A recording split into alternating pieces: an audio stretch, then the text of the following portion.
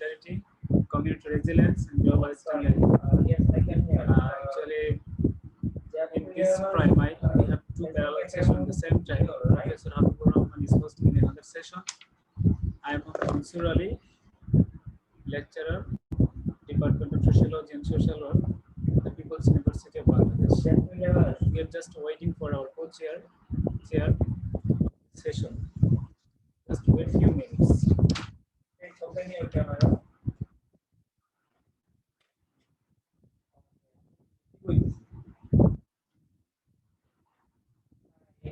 Nice to meet you. Hello, hello, Mansoor. Hello, Hello. Mansoor. There is huge noise. Ma'am, how are you? Hello, Mansoor. There is huge noise. You can stop fan. Yes, I'm trying to stop this.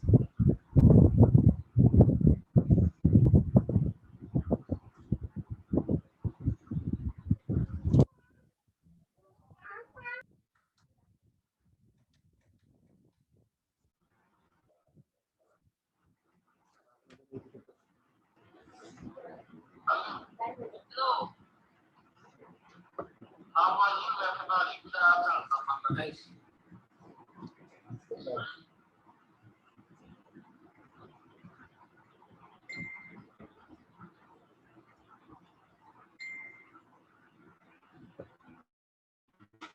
Hello, Dr. Shakti Prabha, are you hearing me? I'm here, Hello? Professor. How are you? Yeah, I'm good. I'm good. How are you all? Dr. Shakti Prabha, I'm Mohammad Mansur Ali, lecturer of People's University, Department of Sociology and Social Work. At the same time, Professor Habibur Rahman sir also joined in this session. In Happy to. technical session 9, our co-chair will join after 1 hour. Okay. For this reason, I want to take over this session to continue. I'm here to managing the technical session. If you need any kind of help, just call me. Okay.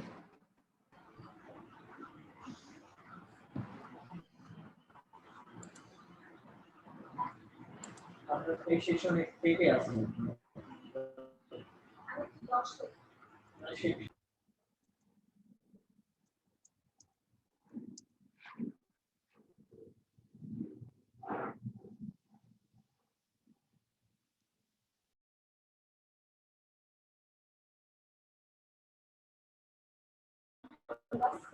Hello, Dr. Shakti. Hello. You just Yes, I'm able to hear you. run this session as a co-chair. Co-chair. Sure. So we can start a few minutes. I think participants have to join. Yes. You can start the session after 5 minutes. Yes. Thank you. Okay.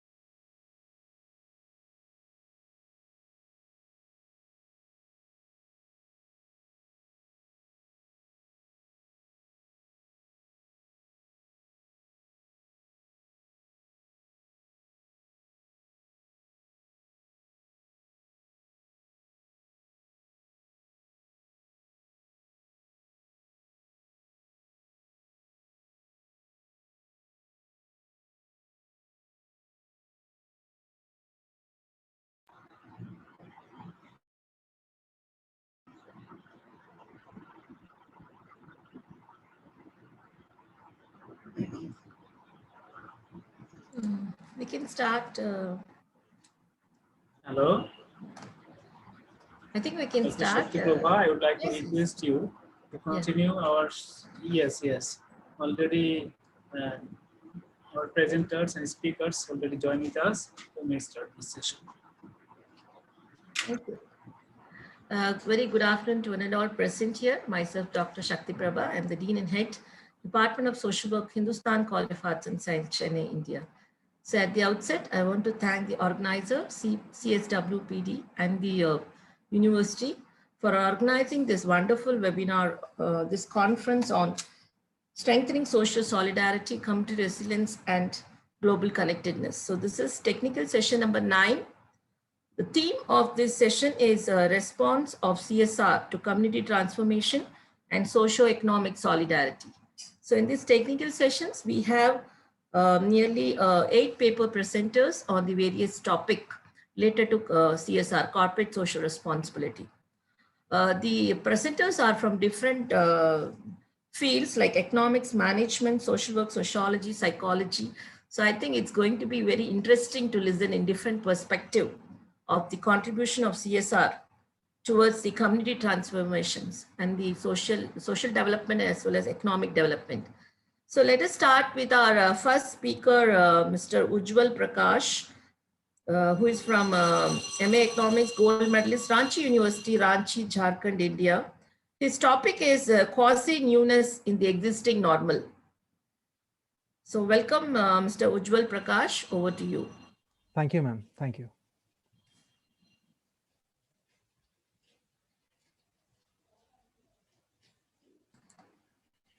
Just a second, ma'am. There is a technical glitch. I'll just take a couple of minutes time. Just a second. Okay, so shall we go with the next speaker? You will yes, ma'am. After the next one, I'll be just. Okay, fine. I think that's okay. So we'll go with the next presentation of Mr. Omar Farooq is available. Is there? Because I don't see his name here. Ma'am, I'm okay with my presentation. That you're okay? Yes, ma'am. Yes. Good. Then you can go ahead, Mr. Ujjwal. Thank you so much, ma'am. Welcome.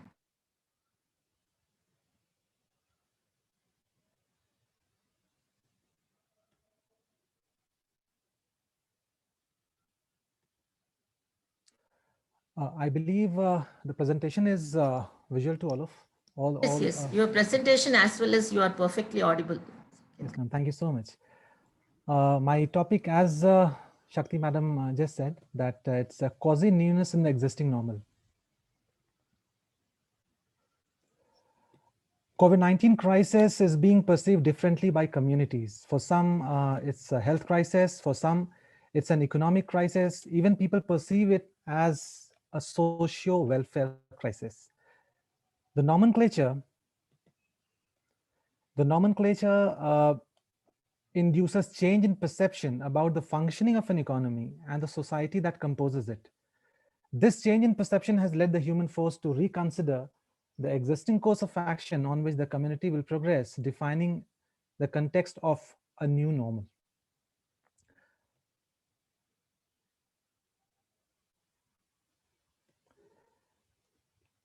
The present paper explores conditions prevalent in the working of Indian economy that shows normalcy in the normal among the consumers, workforce, and the producer to find the apt reasoning for the exact newness.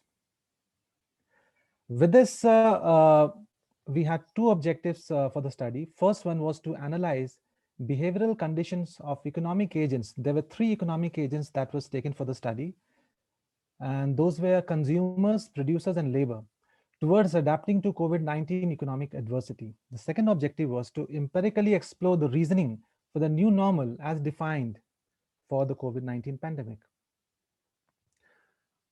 The study had a summary of literature review also, but an assessment of the literature on the issue exposes a gap towards analysis in the magnitude of deviation that the new normal have with one of those that existed before the pandemic. To understand this behavior, an empirical study is deemed which the current study fills up. There were two types of data that was taken for the study in the methodology. That was the primary data and the secondary data. The primary data confined to the quantitative aspect as well as the qualitative aspect. For the quantitative aspect of the data, focus group discussion was conducted with 7 firms in the Ranchi district of India, and qualitative data pertain to the in-depth personal investigation with 60 consumers in Ranchi again. Secondary data pertain to perception of income, expectation of income. And that data was taken from Reserve Bank of India. That's a central bank in India. And the timeline was January 2020 to January 2021. The second secondary data pertained to unemployment rate during the lockdown period. And the period taken was from March 2020 to Feb 2021. This was from Center for Monitoring Indian Economy. Now, these data, when once collected, was analyzed based on the 3 specific economic agents that were taken for the study. They were consumers, producers, and labor. Economic tools that was applied on these economic agents was consumption function for a consumer, production function for a producer, and employment condition for a labor. These data was analyzed using inferential statistics of probabilistic regression for a consumer, bivariate correlation for a producer, and conditional analysis for a labor. Now, starting with the empirical analysis of the consumer, first the analysis was done taking consumer as the force behind it. Consumption behavior as a function of current and future expected income can be summed up by the consumption pattern of individual in the form. The form is CT equals A plus B1Y LT plus B2Y raised to power ELT plus 1 plus B3 WT. I'll just explain this equation, how this equation is fitting into the scenario. CT refers consumption at period T, time T, then time T correspond to the lockdown period. A resembles autonomous consumption. This means the minimum consumption a community will have even in the absence of income. YLT is the current income of the labor. YLT plus 1 is the expectation of future income. This is T plus 1, time ahead. And the third aspect was wealth accumulated at time T. And the parameters B1, B2, and B3 were the regression parameters. Now, with respect to the incidence of income during COVID-19 pandemic lockdown, there were 3 types of consumers that was taken under study. First one was consumer with regular source of income. Like during the lockdown period, many labor lost their job, and very few retained their jobs, especially the government sector people. Secondly, there were consumers with reduced income. There were private firms who retained their employees but reduced their income. And the third section of the consumer were the consumers from the informal background, the unorganized sector, that is consumers with no recurring income who lost their jobs. Now, these 3 types of consumers were subjected to a research question, 3 types of research question pertaining to the incidence of constrained consumption based on their current income, future income, and accumulated wealth.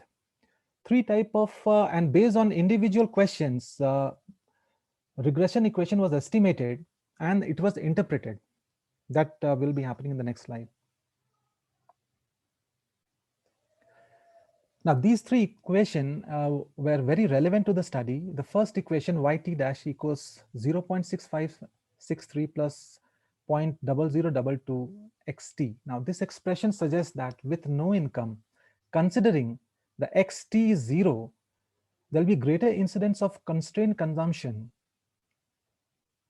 with a probability of 0.65. Even with a change in current income, the situation will not change for the consumer because the probability of 0.0022 is insignificant in fact. The second estimated regression was again significant. This indicates negative association between dependent variable and the independent variable. Let me just clarify that YT here resembled a consumer's opinion about the incidence of income during the lockdown period, and X is the income.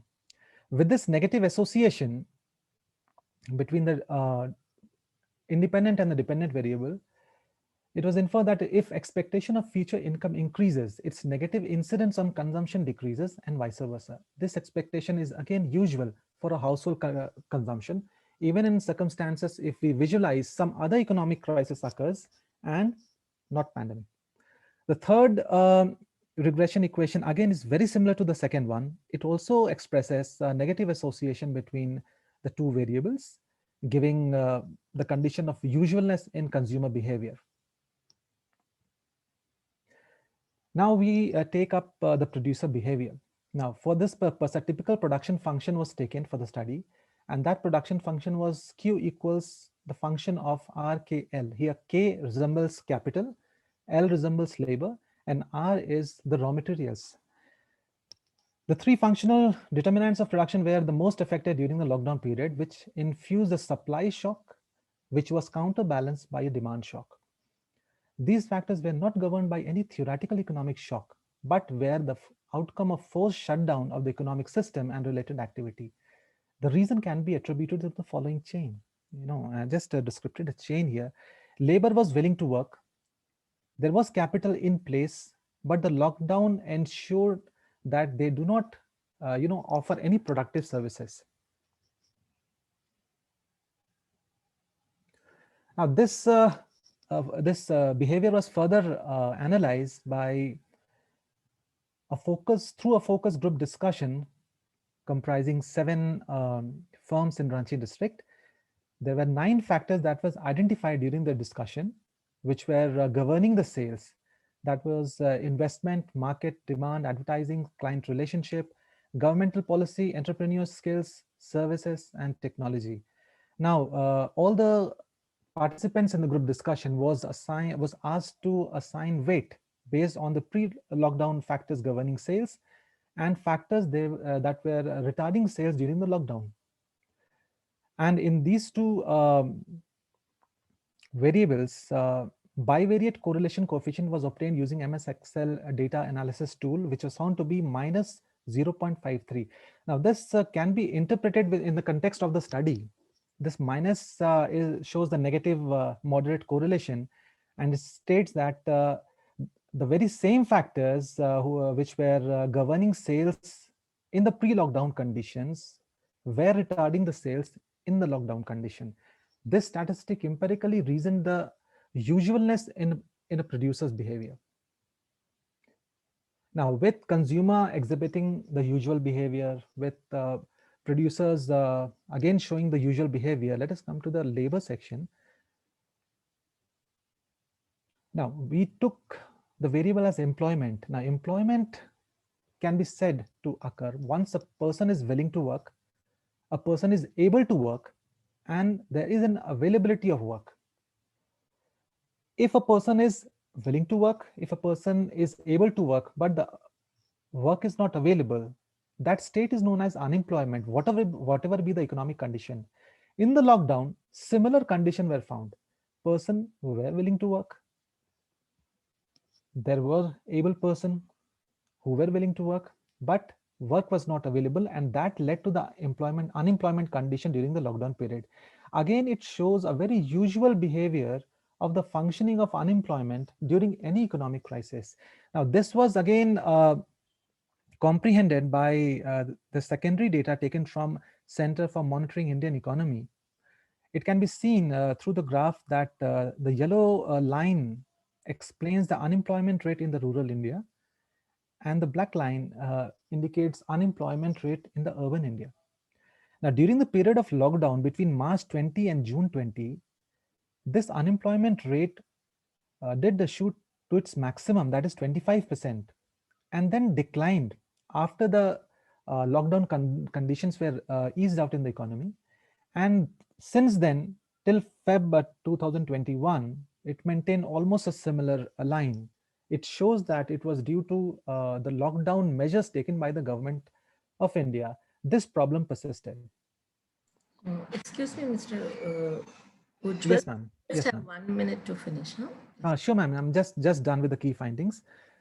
The paradigm of the newness in the COVID normal advocated by the thinkers is confined to the same normal that existed in the pre-lockdown era, as is indicated by the usualness of the economic agents, but is accompanied by added conditions. I'll just run down very quickly. Pandemic and the following economic lockdown were conditional and did not originate due to any catastrophe in the economic setting of the country, like the 2008 global recession.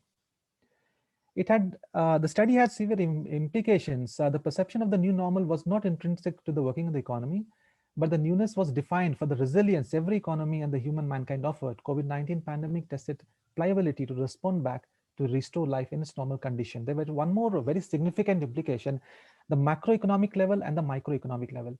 In fact, the policy, the fiscal policy and the monetary policy at the state and the national level should always bank on the macro conditions that is available in the economy, and based on the microeconomic level of the individuals. This study, as always, was limited since the sample size was small and the responses from different sides of the communities were not equal. A comprehensive analysis could not be done to comprehend the findings. I believe an expansionary study is deemed covering wider base and the larger samples. This concludes my presentation, and thank you so much for giving me an opportunity to express my research. Thank you so much. Thank you, Mr. Ujjwal Prakash. I think that was a good, elaborate economic-based study on the new normal.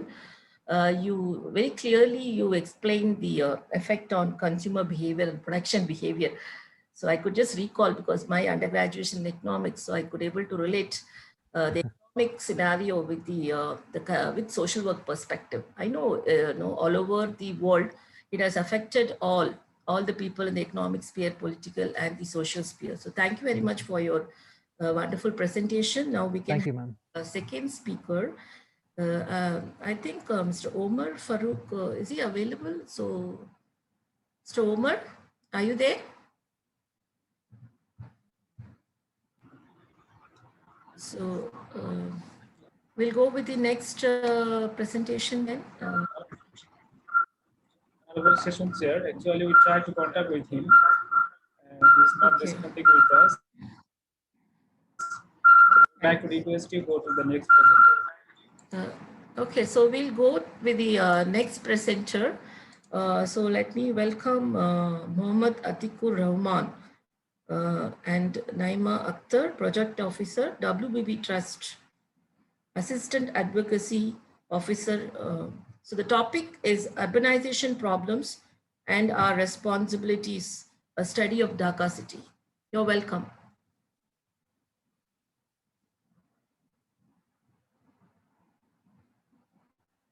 Mr. Atikur Rahman, you are there? I think he is there. I see him on the screen. Yeah. Fine. Can you see my screen? I will be sharing the screen. Yes, ma'am, we can see your screen. Yes. Yeah. Okay. Hello. Yes, sir, please. Okay, thank you, everyone. Nana, can you do this full screen? I'm trying. Clearly audible. Just go for screen sharing. Okay. I am Atikur Rahman. Yeah, in PowerPoint. I am Atikur Rahman. Wait. Okay. Yeah, I am Atikur Rahman. I am working in WBB Trust as a project officer. Today with me, my one colleague also in here, Naima Akhtar. So our presentation subject is urbanization problems and our responsibilities. Yeah, the next. Hello. Yeah. The topics we will discuss in our presentations are Dhaka city at a glance, problems of Dhaka city, lack of open public space, creating community space, Dhaka experience. The next. Dhaka district was first established in 1772. Now 20 million inhabitants in here. By sending amount of money, huge amount of money, we are going to make Dhaka city livable. But can we do it? It's a big question, because We used to call Dhaka a city of traditions, city of mosques, a city of rickshaw. Now it's a city of pollution, traffic congestion. Through our urban planning, we have made it one of the most unlivable cities in the world. The next. Yeah. We are polluting our environment in many ways. Dhaka is plagued by traffic jam, air pollution, and noise. You can see highest rate of traffic congestion as per 2019, and the second highest in air pollution in the city also. Yeah. Next. And parks and playgrounds are our breathing space, but we are overlooking the fact. Instead, we are focusing on infrastructure. One of the major victims of this is our young generations. They hardly have opportunity to play, to socialize, in a short to enjoy themselves. Next.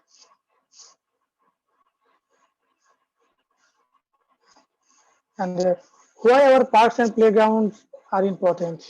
Because we know it provides us opportunity to ensure healthy life, socialize and ensure social security, as well as its help to environment development, economic development, and increasing beauty of locality also. But I told you before, we are focusing on infrastructures.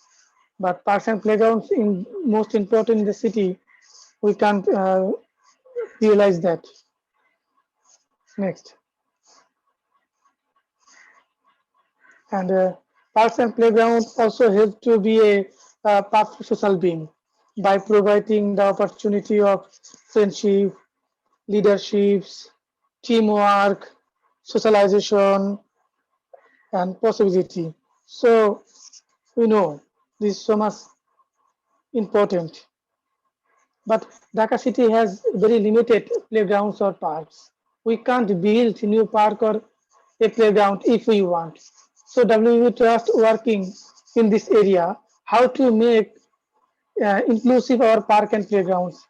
We are working to creating a small scale public space, especially for women, children, and persons with disabilities. We have done some such work in Midpur area. So now the next rest of the presentation will be continued by Naima Akhtar. Thank you. Am I audible? Yes, you are. Yes. Okay.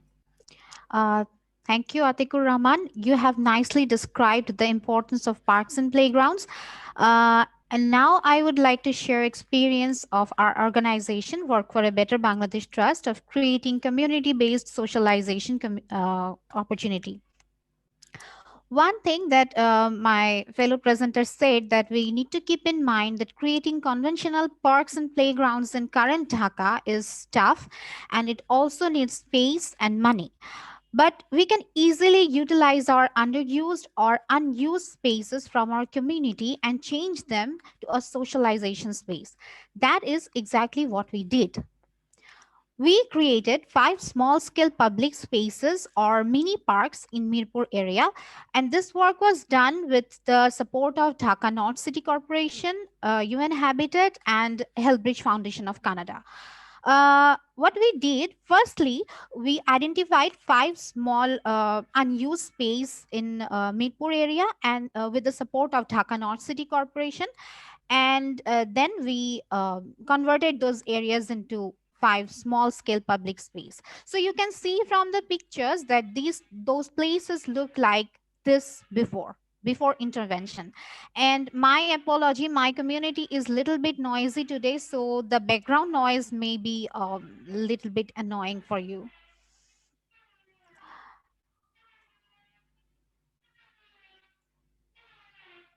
Okay.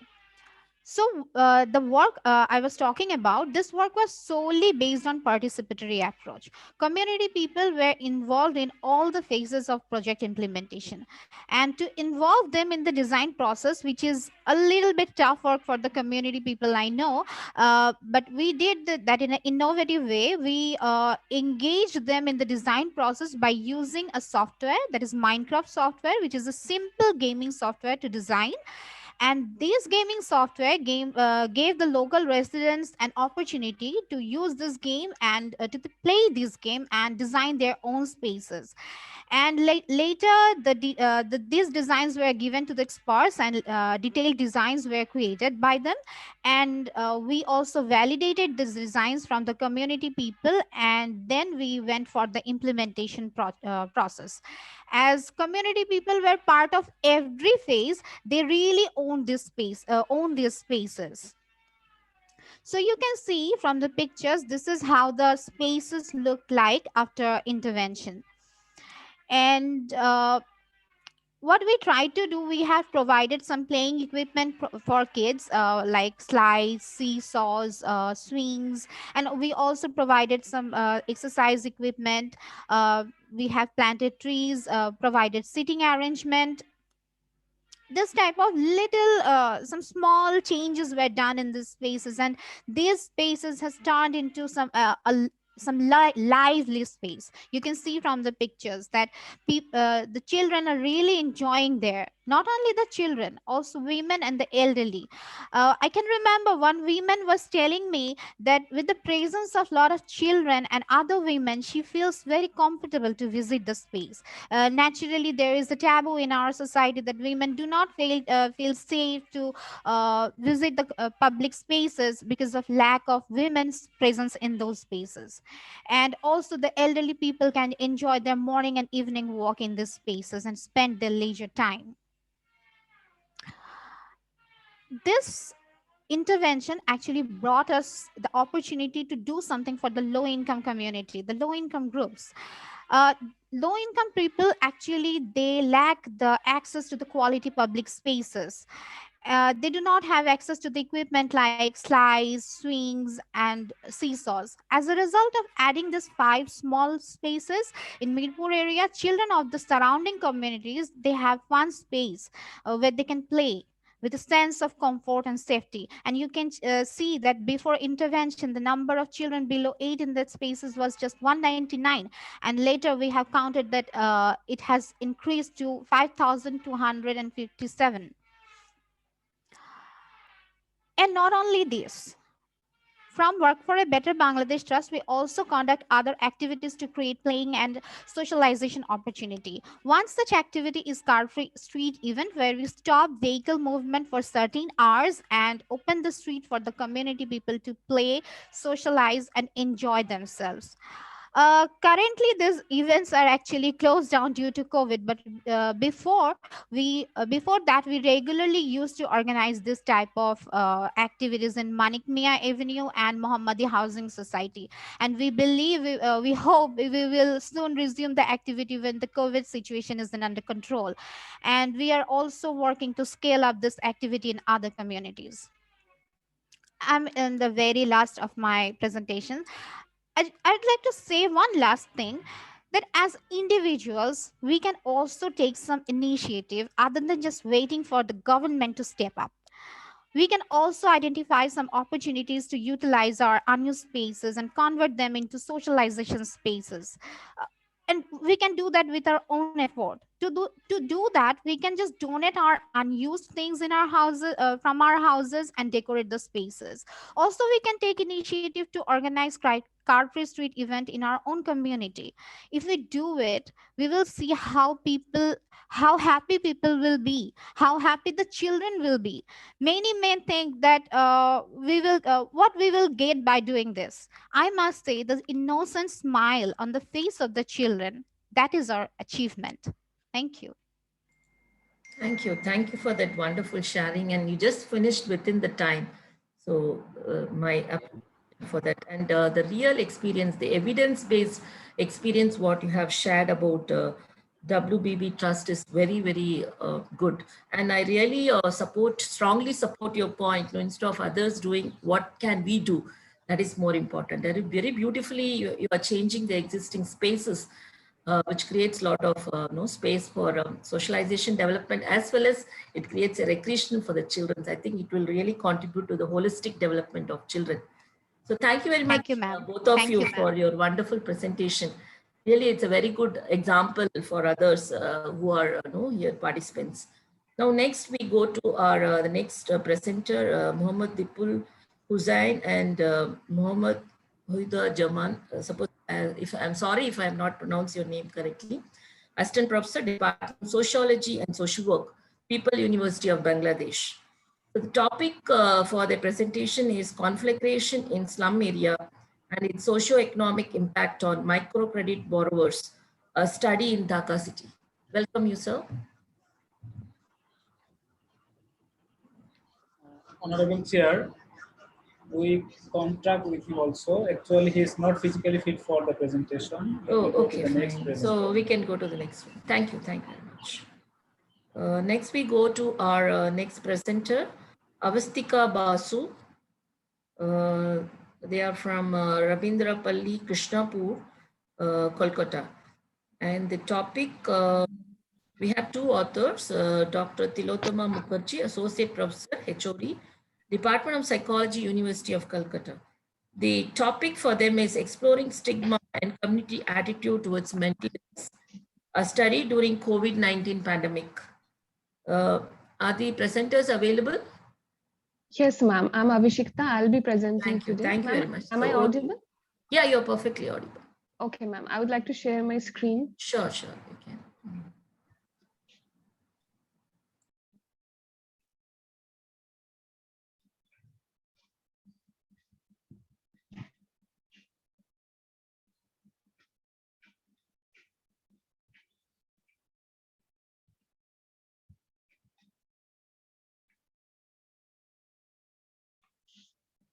Ma'am, is my screen visible?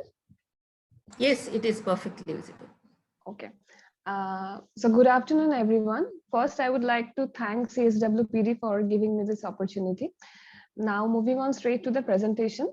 So the topic of my paper is, as the name suggests, exploring stigma and community attitude towards mental illness, a study during COVID-19 pandemic.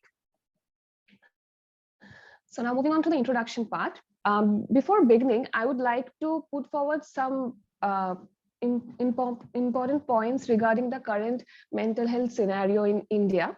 So according to World Health Organization WHO, at present over almost 90 million of Indians, or 7.5% of the country's total population of 1.3 billion, are suffering from some kind of mental disorder. And the literature currently, especially during this COVID-19 pandemic that is in 2020, suggests that overall mental health condition is worsening among all the age groups globally. Now, why? Why all of a sudden we are talking about this mental health condition, and why particularly we're mentioning that it is worsening gradually? There are three main reasons. Firstly, many people are not receiving the treatment that they require. They're basically deprived of the service. And the third and final one is the ever increasing stigma, to be more specific, mental health stigma around these problems, and naturally lack of access to the required care that are driving many people away. Even though they need that, they know that they need this service, they're afraid of it because of this mental health stigma around it. Now, from this comes the topic of stigma. So what is stigma? As all of us know, it is basically an attribute that is deeply discrediting and that reduces someone from a whole, usual, confident person to a discounted one. Basically, stigma makes us see a person or a group of people in a negative light. And further, stigma leads to discrimination. Now, what is mental health stigma? It includes the perception that people who have some kind of mental health disorder or mental illness, they're basically weak, flawed, dangerous, and also socially incompetent. And that further leads to discrimination not only in their personal sphere, but also social, occupational, everywhere. They are basically deprived of the services that they deserve. So in this study, the effort has been to put forward what is this mental health stigma, and how this overall attitude of the community towards the mental illness is influenced by a factor that is age. So age, the socio-demographic factor, has been brought to the focus here. Along with that, it was also the objective to see whether other factors like perceived social support and emotional intelligence are anyhow related with this attitude towards mental illness or people with mental illness. So before going to the methodology, I would like to define the concept of perceived social support and emotional intelligence. So what is perceived social support? So there is one concept of social support, that is how much a person is supported by the network around him or her. And perceived social support, on the other hand, is how much the person feels that he or she is supported, loved, or cared by the people around him. Emotional intelligence, on the other hand, is the ability or capacity or skill to identify, assess, manage, regulate one's own as well as others' emotions. So as I have already mentioned, the present study aims to analyze the attitude towards people with mental illness and its relationship with emotional intelligence and perceived social support of 3 age groups, namely young, late, and early middle-aged adults in this time, that is during this COVID-19 pandemic. Now moving on straight to the methodology, the research was done using the sample which comprised of 3 age group of participants: young adults, late adults, and early middle-aged adults, and age ranged from 18 to 45 years.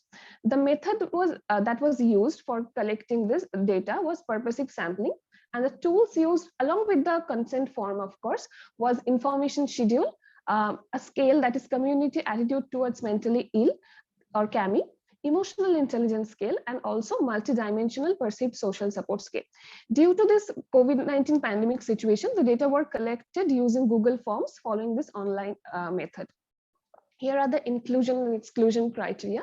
The inclusion criteria being the age that range from 18 to 45 years for all the 3 groups, and the participants were brought from the more or less similar socioeconomic status, and the residence was strictly from either from urban or suburban residents, and they were made sure that they are well acquainted with the technology as well as the English language, as the data were collected using Google Forms.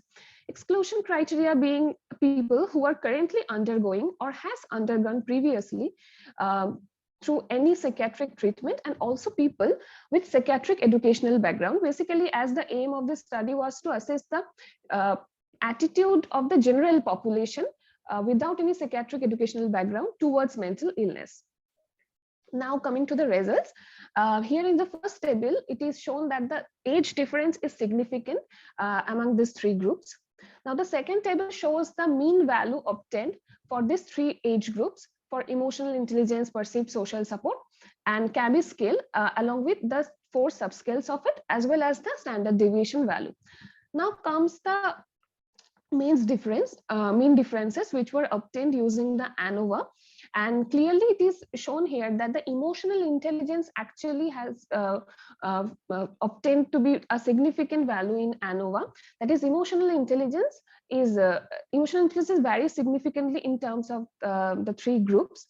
Along with that, the 4 subscale, that is authoritarianism, benevolence, social restrictiveness, and community mental health ideology, the subscales of CAMIS also vary significantly throughout these 3 age groups. But interestingly, perceived social support did not vary significantly for young adults, late adults, or early middle-aged adults. Now here comes the final table, which is obtained from the Pearson product moment correlation. Here it is observed whether there is a significant relationship between the variables. Emotional intelligence is found to have a significant positive correlation with benevolence and mental health ideology of CAMI scale. Now I would like to define what is benevolent and mental health ideology. Benevolence is basically how much sympathetic or empathetic one is towards the people with mental illness, and mental health ideology is the general conceptualization or ideas about the overall mental health services that are being provided with currently. So these 2 bear a positive correlation with emotional intelligence, and perceived social support bear a negative correlation with the same variables, that is benevolence and community mental health ideology. And perceived social support is also observed to bear a positive correlation with what? With social restrictiveness. That is how much people tend to marginalize or segregate or restrict the people with mental intelligence. This has a positive correlation with perceived social support of a person. Now moving on to the discussion. So the tables have already shown that there exists a significant difference among the age groups in terms of different aspects, which could be used to measure the community's attitude towards mental illness in terms of the 4 scales. So the findings indicate that in case of the subscales, which has a positive correlation to mental health stigma, were higher in the young adults group. So naturally, the stigma related to mental health are observed to be higher in case of young adults, and the stigma is gradually observed to lessen as the people have grown older. That is, in case of the late adults, the subscales which has a negative correlation with stigma are found to be higher. Now, why this? The perspective that can be used here to discuss this is basically that during the young days or young adult days or late adolescence, the way people cope with problems, their resilience, their self-esteem, social desirability, everything actually is different than that is in the later age. So gradually when people age, it is observed that they need to seek help, and also their tendency to perceive not just mental health but also physical health problems are different. Because according to this time to change phenomena, the more people grow up, the more people get aware of the surroundings, the knowledge and the sensitivity to different issues and different problems related to him or even the society actually change. Basically, it can be attributed the change in the perception of stigma or the perception of overall mental health problems are observed here. So basically, the items which are observed in the scales also support this view. Now coming to the correlation part, a significant positive correlation between emotional intelligence with benevolence and mental health ideology indicate that the higher the emotional intelligence, the higher is the person's attitude, which is affectionate or accepting towards the people with mental illness. Because as we all know, I also mentioned this while defining emotional intelligence. Basically, emotional intelligence is the ability to assess not just one's own emotion, right? Also, but what others feel about it. So it also helps in a way to help the people to become more empathetic and more able or more skillful to manage the relationships with self, with others, and overall to be aware of it, what the other person is feeling and how to reciprocate. So the more the emotional intelligence is, in a way, it has a positive correlation with being empathetic and accepting, and also being more socially competent. Now, perceived social support is observed to have a negative correlation with benevolence and mental health ideology, and positive correlation with social restrictiveness. Now, this finding is very interesting, which says that the more the person's perceived social support is, the less the person is sympathetic towards the people with mental illness.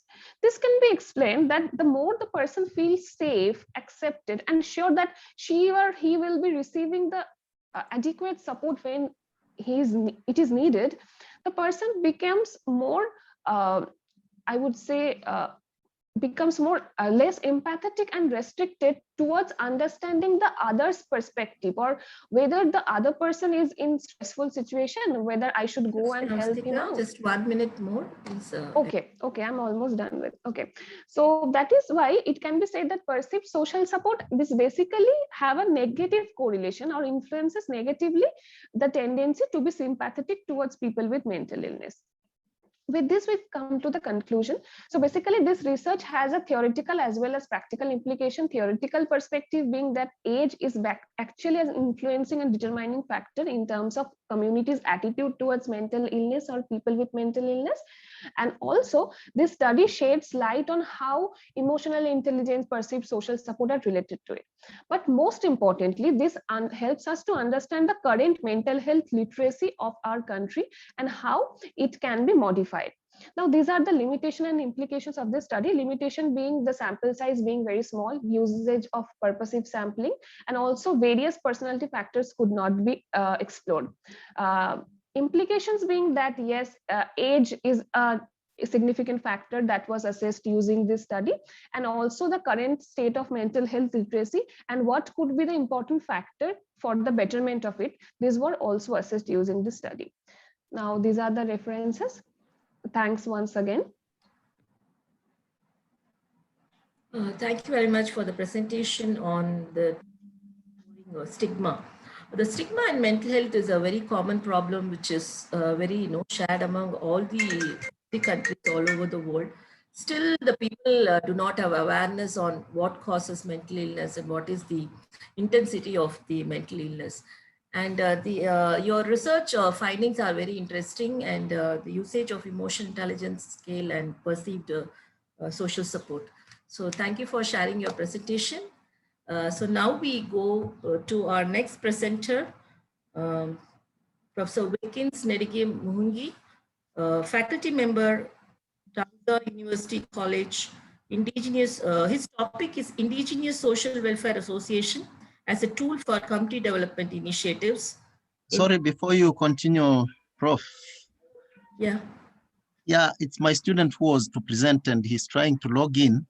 Oh, so do you want he's time, from Professor? Tangaza. So I would wish that either you go to the next presenter or you give him some minutes, either way. No, we'll go to the next presenter. He might get some extra. Okay, thank you. Thank you, Professor. So next we go with our next presenter, Monowara Begum Mami, lecturer, BBA Royal University. The topic is corporate social responsibility practices of banking sector in Bangladesh, a study on selected private company. You're welcome, presenter. Thank you, madam. Welcome to this presentation session for the international conference. Fourth International Conference on Strengthening Social Solidarity, Community Resilience, and Global Connectedness. First of all, I would like to, I ask for apology to the authority that I have no PowerPoint presentation here. I am just sharing my experience here.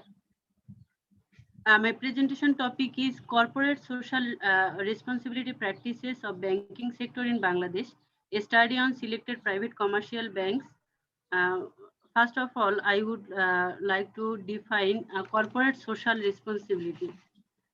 From my own definition, corporate social responsibility is about how companies manage the business processes to produce an overall positive impact on society. And another definition for corporate social responsibility is the continuing commitment by business to behave ethically and contribute to economic development while improving the quality of life of the workforce and their families, as well as the local community and society at large. So I have conducted my study.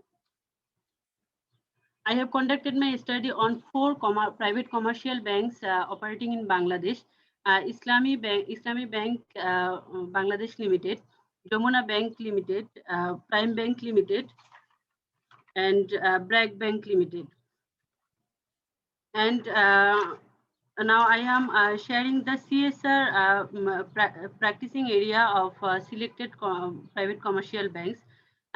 Islami Bank Bangladesh Limited have some practice for corporate social responsibility in the area such that humanitarian and disaster relief, education, health, sports, arts, literature and culture, environment, and other. And Jamuna Bank Limited have some practice for corporate social responsibility, like that Lakho Konthe Sonar Bangla, donation for Rana Plaza victims, free eye camp, medical treatment at Bisho Istema, donation of blanket among the poor, distribution of free blankets, anti-drug seminar. And the corporate social responsibility initiatives taken by Bragg Bank Limited, education, health, environment, young leadership, social, etc.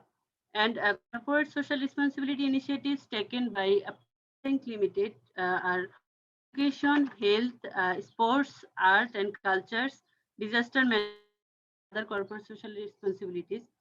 And I have a very limited sample here for private commercial banks, and I would like present here the findings of my study. And first of all, I would like to say something about my methodology of this. Uh, Totally secondary. This study is conducted based on secondary data and report of the selected commercial banks. And now I am presenting here the findings of my study. The findings of my studies are the areas of corporate social responsibility by banks are very limited. Most of the bank use other activities, but what are the areas and activities they make and how amount is used in those activities not clearly mentioned. The common areas of practices by selected banks are education, health, environment, social welfare, and arts, culture, and sports. From the four banks, four Islami Bank Bangladesh Limited have more contribution to corporate responsibility practices, and all the give more attention to the education sector than other sector. The employees have a very poor about corporate responsibility. They are busy how to restore their image. Okay. Profits of the bank increasing every year, but corporate social responsibility expenditure is not increasing in an equal ratio of profit. The variability of perceptions indicates areas where to intervene and set priorities. Gender aspects should be more carefully addressed and monitored implementation. Banks should be more transparent in recruitment process, but there is evidence that biased. There is a lack of connection and communication with local communities. There is a problem that all contribution or donation made by the banks are from post-tax income. So it does not motivate to contribute more in the social sector. Most of the banker treats social investment as their enhancement of reputation, not as a social responsibility. There is no uniform guideline by the governing bodies regarding corporate social responsibility. Thank you, madam. This is my presentation. Thank you, ma'am. Thank you. I think this was a very different topic, and you analyzed the four commercial banks, and you have put forth both the important activities carried out by the bank as well as, and you also pointed what are the areas of improvement. So thank you for a wonderful presentation. Thank you very much. Thank you, madam. Yeah. So next presenter we have Mr. Jeremiah Edwin, social work student, Tanzania University. So from Kenya. Can we have your presentation?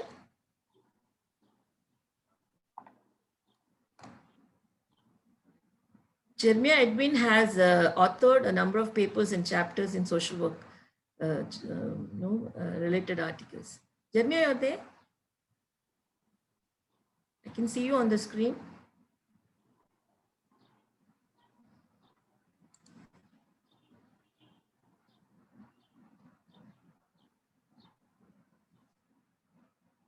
Jeremiah? Yes. Yeah, so you can present now. Yeah, I can present. Just mention the topic of yours. My topic, I'm co-presenting a paper with the Dr. Wilkins Ndege. Okay. The topic is Indigenous Social Welfare Association as a tool for community development initiatives. Yeah, that's the topic. Yeah. So we can start presenting. Okay. Yes. Hello, can you hear me? We can hear you. Okay, so my topic is Indigenous Social Welfare Association as a tool for community development initiatives in East Kamagambo, Kenya. And this paper, we co-author it with Dr. Wilkins Ndege from Pan-Africa Christian University. What we mean here by the Indigenous Social Welfare Association as tools for community development initiatives is because they are associations which are community organized, and they are based on the traditions and customs. One of the most important thing, if hello? We can listen to you. You can continue. Yeah, one of the most important thing, which is a bit evident in Africa and in most African communities, is that the African communities are social in nature. They are socially organized in that they organize themselves based on certain traditions.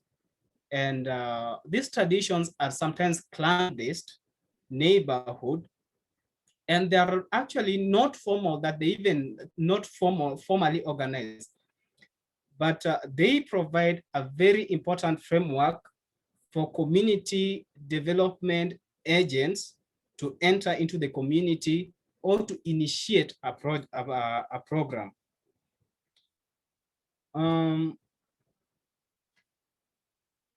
The groups, which are the socially organized, are integral part of the community development initiatives, especially in the rural areas. They actually reflect the culture and the history of the local communities and how they will take up any community development initiatives. Well, this has existed in Africa and in most of the communities, most of the development initiatives or agents have actually utilized the modern approach. The modern approach where an individual sets up a CBO, an NGO, or organize for a community after doing certain analysis and present it to the community to adopt.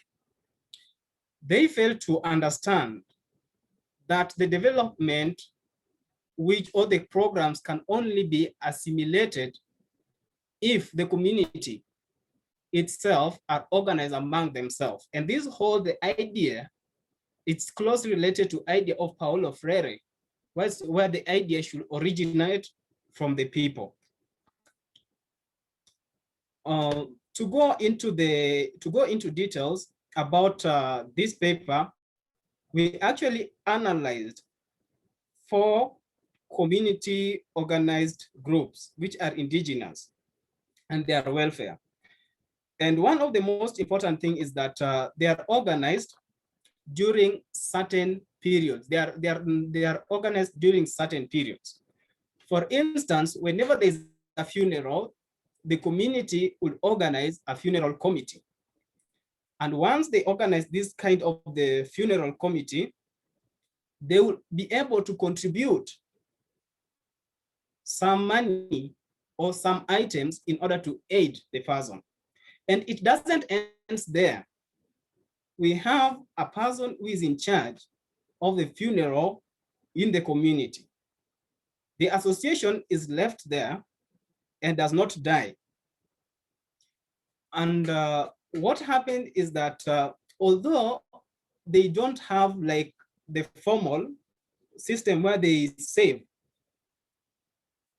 they recognize that whenever an individual has a problem or whenever somebody passes in the society, there is something to be done. Another instance where these indigenous social welfare associations are organized are during the weddings. Marriage in traditional African society is not an individual affair. Like in many Western countries, when we talk about marriage, it is an individual marrying. In Africa, we talk about our wives, not my wife. When you marry, the wife belongs to the community. Hence, the community takes an initiative. And that's why our paper is grounded on the African socialism. Because in African socialism, a person who has got wealth holds it on behalf of the society. If you are rich and you have a lot of money, you hold that wealth on behalf of the society. So if, for instance, I want to marry, I will go to my neighbor or my uncle who is rich and I tell my uncle I want to marry. And this uncle, because he has the cows, which is used for dowry, he won't hesitate to give me that. And all the community members will involve and contribute towards that marriage. Another instance where these indigenous social welfare association have been used is during the fundraising.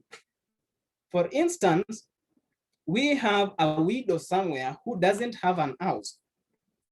It is upon the society in which the person belongs or the clan in which the person he or she belongs to come out and be able to assist in building for this widow a house. Another important aspect in which the indigenous social welfare society is also very important, especially after death and the deceased has left children. In traditional Africans, children belongs to the clan or to the society at large. Therefore, the society, based on such these associations, will determine who the child is going to stay with or who is going to take care of the child. In this way, they are able to contribute, and the distant cousins, the distant uncle will be joining hands together to ensure that the child social welfare is maintained in the society. Another important aspect which is now moving because we are in the transition form is during the fundraising, especially during the education process. If people can remember some of the proponents of the African socialism, like Tom Mboya, when he got a scholarship to go and study in US, his education was actually even supported by some members of the family who comes together in order to help. And this has continued due to that trace of indigenous welfare associations. And we can see many children who cannot afford school fee are able to call for fundraising, where the uncle or the guardian in charge would invite the other community members and even the family members to contribute towards the education of that child and even the society. And this has been, even to a certain extent, been formalized, that even the chiefs and even the local administrations are being informed. Another important aspect is that during any time of crisis, the society, based on their welfare association, will come together and help each other to solve this kind of the crisis. And also, when we try to look at certain aspects, we have realized that these kinds of associations have got some challenges.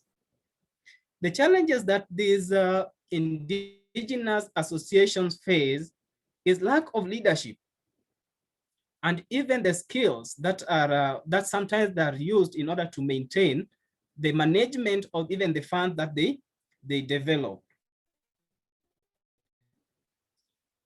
The integration of these indigenous social welfare association into the modern system in order to help people. And why are we saying that this indigenous social welfare association can be a very good tool for community development? One, studies have shown that people would tend to adopt development or programs if itself comes from them. And also, based on the principle of community participation, if the society already organized themselves and you are able to use what we call the problem posing in this community, the problem posing in this community, so they can be able to see certain issues that affect them. It will be very easy for development experts. Excuse me, may I just have 1 more minute, please? In order to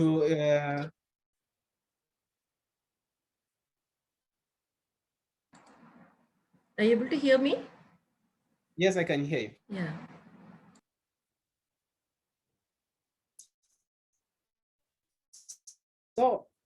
So we are saying that if the community development expert use these already established indigenous social welfare associations, then, and through using the problem posing, they will be able to identify not only the opportunities that they have, the resources that they have, the skills that they have, but they will also own the project, because the group already existed.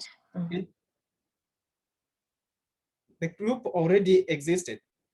So it is very much important that whenever, to conclude, it is very important that whenever we are coming up with projects, it is always very important in order to look into the factors of the cultural and social norms of the community. Thank you. Thank you very much. My heartfelt appreciation for a student to really present this indigenous social welfare association model. And you rightly highlighted the important points which are the missing. So thank you very much for your presentation. Now it's my honor to invite our guest speaker, Dr. A.H.M. Mahabur Rahman, Head of Social Work, Bangmata Sheikh, I'm not able to pronounce the university name, Science and Technology University, Jamalpur. Welcome you, sir. Sir, you're on mute, sir. Sir, you're on mute. Kindly unmute yourself, sir. Unmute, please. Yeah, it's now working. Thank you, you all. I am very delighted to join here, and I'm listening to you all. Please continue, please. Okay, fine. So, all right, Dr. Shakti. Actually, my name is seen here as Mansur Ali. I'm in. Yeah, I saw that. Another hosting platform. Just come. I came here to greet all of you. So, if you kindly allow me 2 or 3 minutes, then I can meet and greet please. all the speakers and presenter here. Since the day before yesterday, we have started and we have been hosting so many sessions together, and it's really very tough to host the session simultaneously in online platform. And this is even our first experiences, but by the grace of Almighty, we are just running well. So again, thanks to Honorable Speaker, Monowara Memi, Ujjwal Prakash. Ujjwal Prakash, are you here? Long years, actually, 2 or 3 years. Yes, sir. It's wonderful to see you. Are you here? Can I? Can I see your face? Yes. I cannot actually. I think the speakers can switch on the screen so that we can see each other. Yeah. The presenters can switch on. That's great. That's great. Abhishekta Basu, how are you? I'm good, sir. Thank you for asking. How are you, sir? Yeah, good. Very good. Hope to and happy to see you. Gauss Piri, Honorable Director, HR and Admin, WBB Trust Bangladesh. Atiq Rahman, Abu Raihan, Naima, Sanjida, all presented well. I was just listening both way, one with my session, another side by side. I was just listening. So Wilkins, my friend from Kenya, we are very happy. Just if we host just one session, then we can attend all together. I'm really missing my friends from different parts of the world. And happy to see Professor, Dr. H.M. Mahabubur Rahman. Mahabub Mumtaz is here. He is our session guest, but due to internet connections, actually, he couldn't connect and we couldn't connect him on time. So we are very honored, sir, to have you here in the session today as a session guest. Thank you. Thank you very much. I'm really sorry. I'm leaving this. No worry. It's good. We are very honored to have you here, sir, with us. So stay with Dr. Shakti Prabha. She is chairing the session, and I'm leaving this platform to host my session, even it's in another room. So Dr. Shakti, you So can one continue remark, and have these ideas from our friend. Haribol sir, Ujjwal Prakash. I think Ujjwal sir so want much to for say. thank you so much for giving us a platform. National I Forum. love to be connected. I do believe if you wanna be healthy and sound, you have to be connected. So this platform, COVID-19, gave us this, not the curse only, give us some opportunities to make connected. And that's why I could see Ujjwal Prakash, my friend from India, long years after, really. And all of you together here. So may I request Honorable Session Chair to invite Ms. Gauss Piri to have a few words to inspire our speakers and presenters. Definitely. Thank you. And I'm inviting you all, Dr. Shakti, I'm inviting you all, and you will invite on behalf of me that we have another session. Just will start at 5:30 today on autism. This is a special session for all participant speakers. So be connected on that. Okay. Have a good ending. Thank you. Thank you all. Thank you all. Thank you very much. So we had our last presenter. I don't know whether the available is Okor Chukwu Blessing, worker from Nigeria. So I don't see the person's name on the participants list. If he's there, he can come. Otherwise, we'll proceed. It's available? No, I don't think it's there. So thank you all. Thank you. I want to appreciate and extend my heartfelt appreciation to all of you for your wonderful paper presentation. Today we had a very good knowledge sharing on the research as well as evidence-based practice on the topic response of CSR to community transformation and socio-economic solidarity. So all the speakers, we had different perspective. We understood the different problems of the community on economic perspective, psychology perspective, social work, and the management perspective. So it was a very enriching and very information flowing session. So thank you for that. Now, so I think I can just put a little brief of what are the informations which flown on this session. We started with Mr. Ujjwal Prakash, who highlighted on the quasi-newness in the existing normal. He spoke about the consumer behavior, production behavior, and how this COVID-19 has impacted the demand and supply and the economic aspect of our country. Then we had a speaker from WBB Trust. So we are looking forward to listen again for a short speech from Ms. Gauss Piri, ma'am. So they really presented a very good evidence-based practice, what they are doing in the field of children's welfare and utilizing the available resources and bringing difference in others' life. Next, we had a presentation on psychology, the mental health, very important topic of stigma, how exploring stigma and community attitude. I think there's a very big space for this area to work on. Still in 2021, we are talking about stigma and discrimination, which really has to be reduced. So because I think for decades and decades, we are talking this. And I really wonder how long we are going to talk about stigma. So there is a need of some strong interventions, how we can reduce this kind of stigma. So I think your research is really a very good contribution to the field of mental health.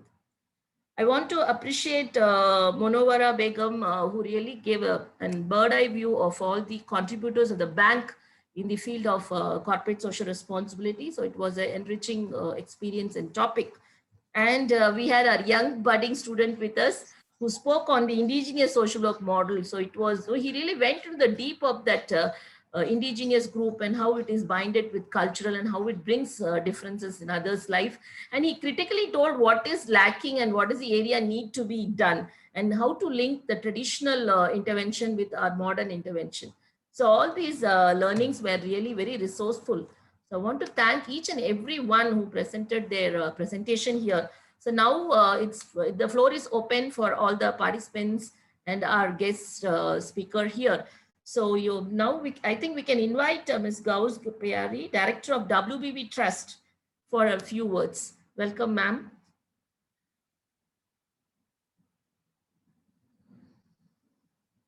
Ma'am, you're there?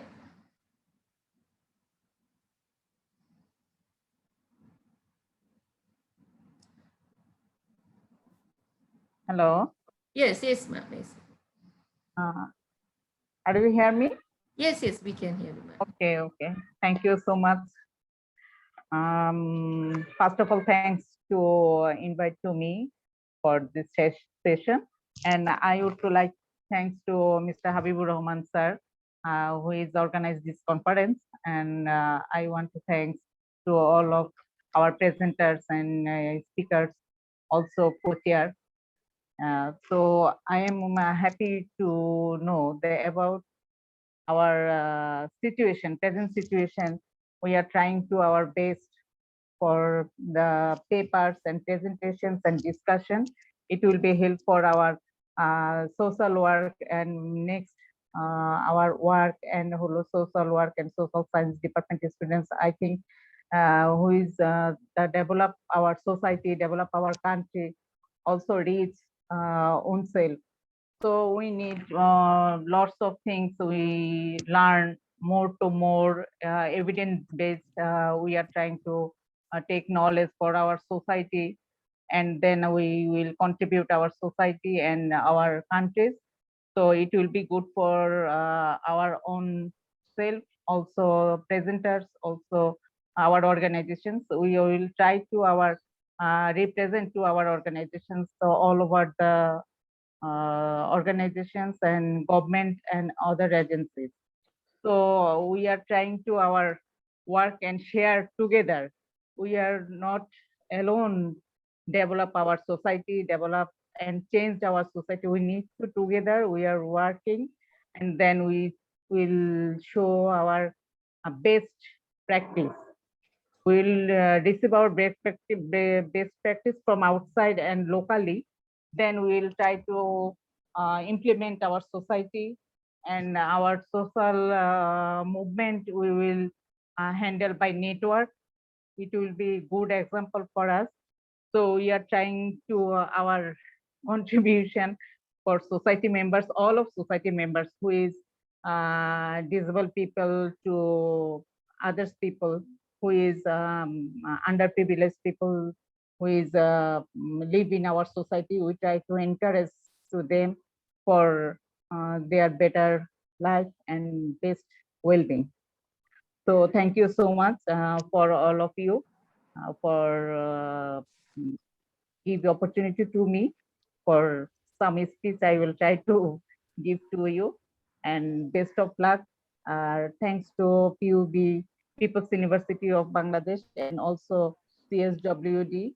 They organized a good conference.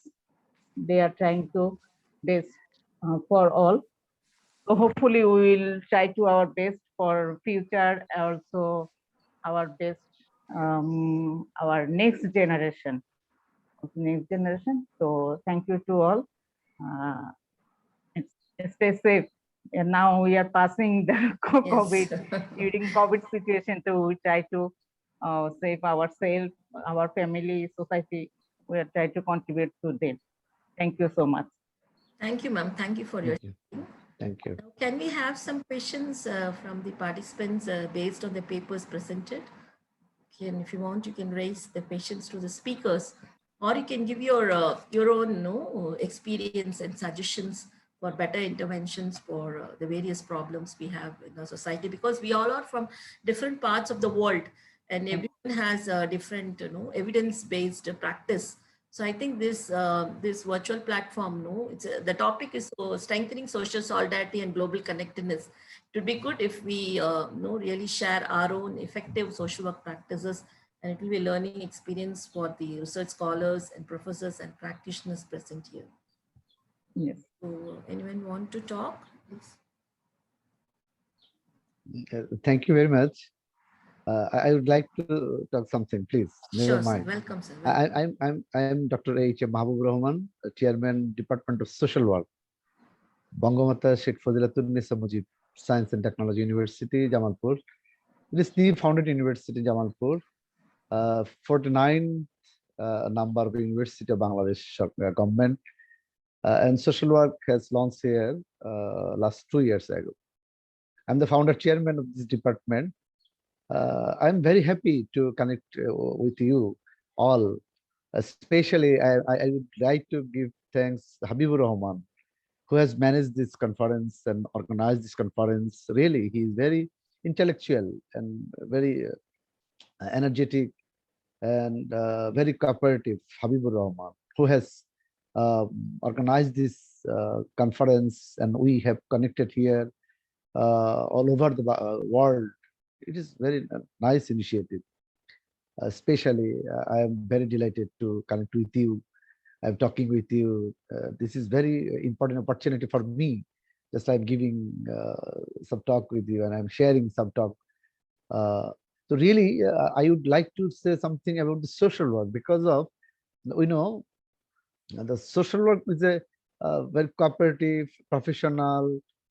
Somehow it is very helpful, organized. We know it, but we should take some steps over the world, globalized, and we should share our any thinking, any miserable conditions, any experience. If we connect, if we share with others or each others in this platform or conference, I think it will be very effective for us to make a good professional organization of the social work. You know, there are many organizations, professional organizations in the country, in the world, economic, social, especially sociology, economics, psychology. There are many professional organizations, but I'm telling you very regretfully that we have many organizations, professional organizations in our country, especially Bangladesh. We do not organize. We did fail to organize a professional organization here. So just I would like to invite you all to cooperate us, or we can help each another or everybody. We can make a good organization to share any problem, to share any experience with this conference, with this organization. I think it is very important and it is need. I would like to invite you all to share these types of talks, please. Thank you very much. And I would like to share anything else that we can communicate with the, then just I sent an article, the COVID-19 and our macro credit problems and our poor people conditions. I would like to share, but we have no any platform just open to share these types of problem, the psychological problem, child adolescent problem, family members problem, husband-wife problem, or children family problem.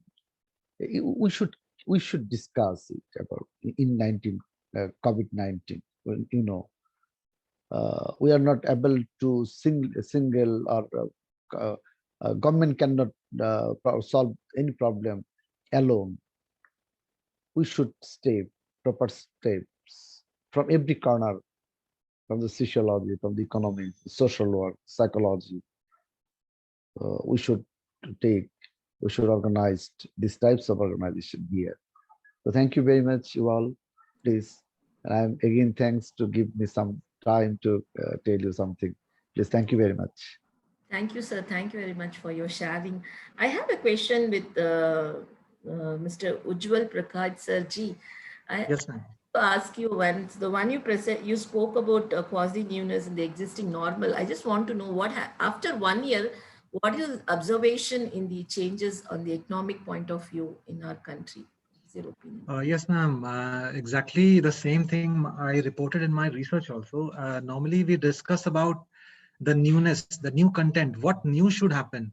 In fact, you know, the existing thing, what existed before pandemic, if those things can be restored, I believe the entire economic scenario will be fine. The most stringent incidents the COVID-19 had was on the labor force, the unemployment that led to other maladies, other economic maladies. Now, since the easing out of the lockdown conditions and economic boost the government has provided with all the sectors, in fact, there has been a lot of significant changes. But I believe since looking into the current scenario with the current surge in the virus again, I believe preventive measures have to be taken. Otherwise, any developing country cannot afford one more lockdown, an extended lockdown of say 3-4 months. So prevention is the best way in all economic forum. And as I pointed out in my implications also, the monetary and the fiscal policy that has to be shaped, that should be shaped, taking into the consideration the microeconomic level of an individual, how an individual behaves, especially a consumer, because myself, I can be a student, still I'm a consumer. I can be a producer, still I'm a consumer. So if this consumption aspect is taken care of, I believe things should normalize. Thank you, sir. Thank you. Hopefully, I don't know the situation because in my place, they say that after elections, we might go into, so a lot of rumors are there. It's a really no matter of concern. Thank you, sir. Thank you for your answer. So if anybody asks one, yeah, please, sir. Yes, ma'am. Just one query I'll just raise with Avistika Basu. Sure. She explained about the mental conditions during the lockdown aspect, and one observation that I made, just want to discuss with Avistika that what she thinks concerning her studies that pandemic had on the children, especially those children who took admission, say 4-year and 5-year old children who took first time admission in a school, and they are starting school in an online format. How does that influence the psychic behavior of a child, especially those children? Yes, thank you for the question.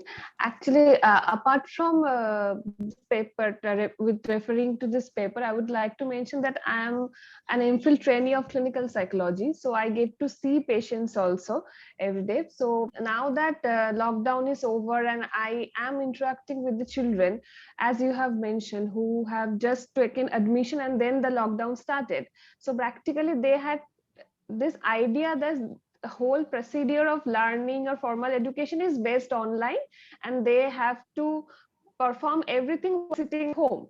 So there are two major impacts that could be observed. One, the whole process of starting from giving examination or to learning. The second one is social interaction, which is a major contributing factor to the overall social development of a child. Now, due to this lockdown situation, the whole concept of interacting with other children actually got hampered along the process of be that examination or everyday classwork or homework. So there have been a huge impact and basically resulted in the major problem of inattention, or related to inattention comes the problems of hyperactivity, etc.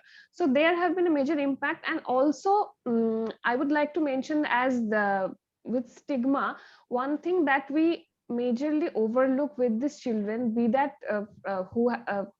of the children who have just taken admission or who are going through school, there are different kind of domestic problems that impact psychologically.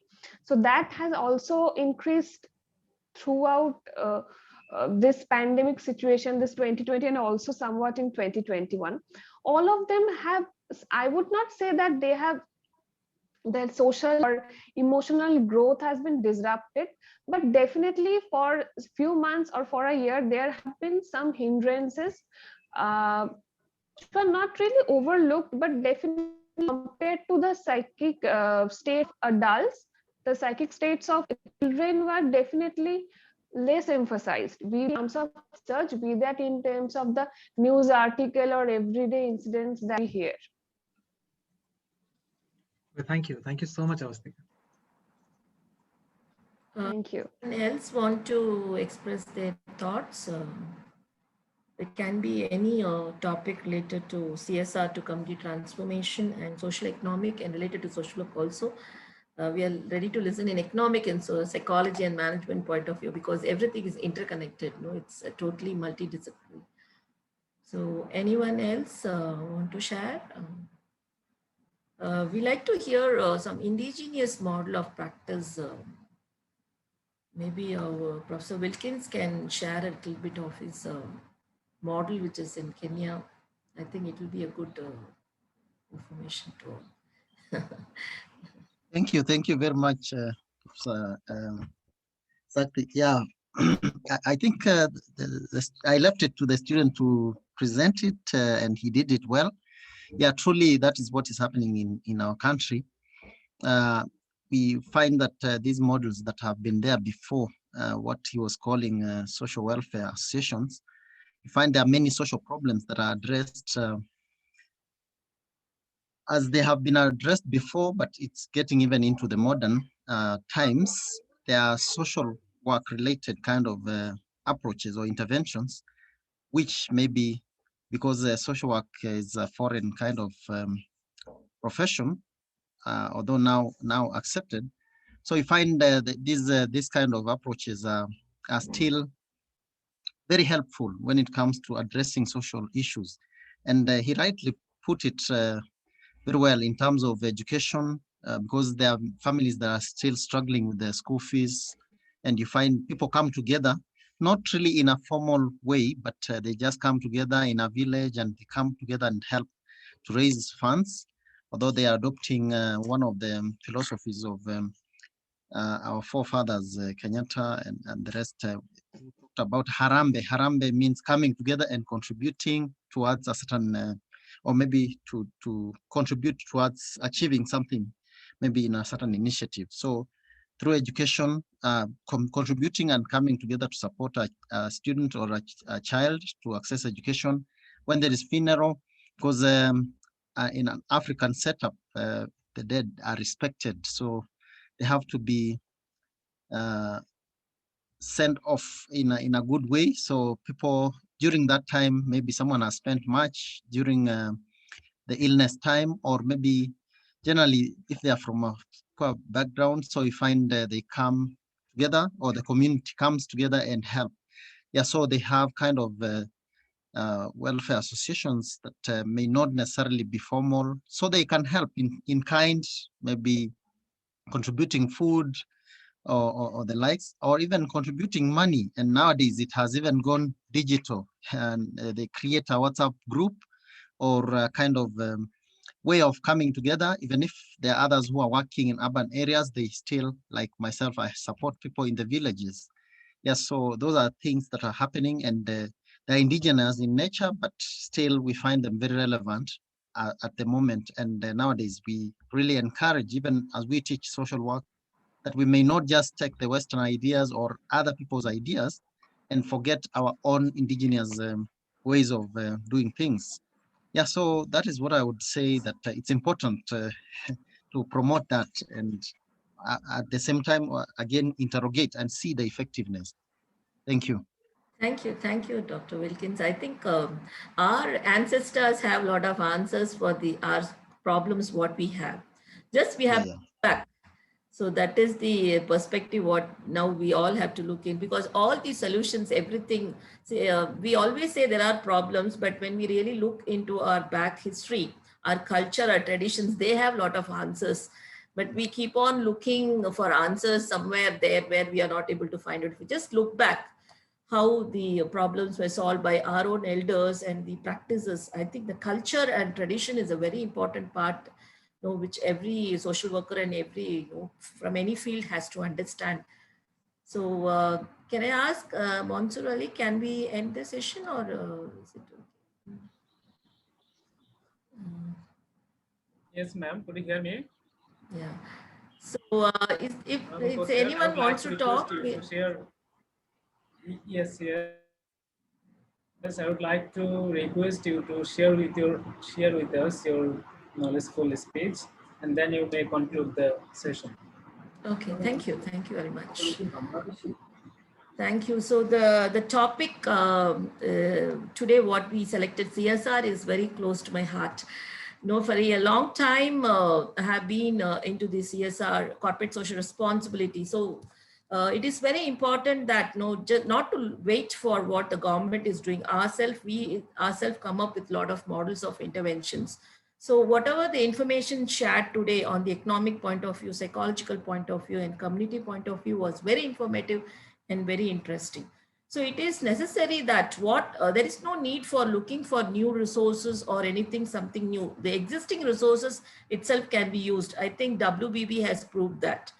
So the moment they started the presentation, they were talking about pollution. I was just really looking forward what was the next information they are going to share. So they beautifully made it the crowded places into a very important place. I like to highlight one thing what happened in my place also. So there are a lot of places, beaches, where children come and pass their time. So what they did is that on Saturdays and Sundays, they made no drive day. That means no one will drive the car on that area. So on Saturdays and Sundays, students will be led to play in those roads. So there will be no traffic. So they can play their age-old games, the games which have been played by the ancestors. So it's a way of understanding what our traditional games were. And it's a kind of recreational therapy for all the kids. So after having a hectic schedule and coming in, spending the time in a very beautiful atmosphere and learning together really brings, contribute to a very great to the development. So these are all very essential, and so all the papers really, it was very, very informative and very, very knowledgeful. So I want to extend my thankfulness to each and everyone present here. Special thanks to our guest speaker, Professor, for coming here and sharing your experience here. So thank you very much to all the speakers. So I just want to remind you all that we have another session at 5:30 p.m. At Bangladesh time. So Professor Habibur Rahman has personally invited each one of you to be the part of that technical session number 11, I think. So please come and take your participation in that. So thank you very much for joining. I hope this would have been very knowledgeable and enriching experience to each one of you, and best wishes to everyone. See you all. Take care and be safe. Take care. Thank you, madam. Thank you so much.